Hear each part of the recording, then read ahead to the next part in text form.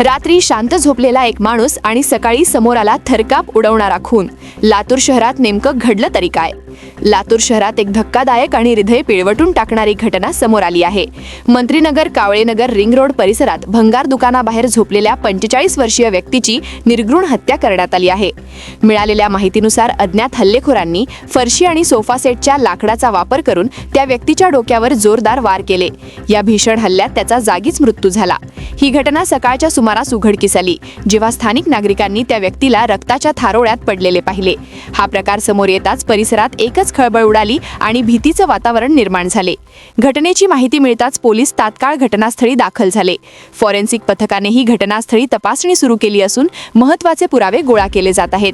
सध्या पोलिसांकडून अज्ञात आरोपींचा शोध सुरू असून या खुनामागचे नेमके कारण काय आहे याचा तपास सुरू आहे। लातूरमध्ये वाढणाऱ्या गुन्हेगारीच्या घटनांमुळे नागरिकांमध्ये भीतीचं वातावरण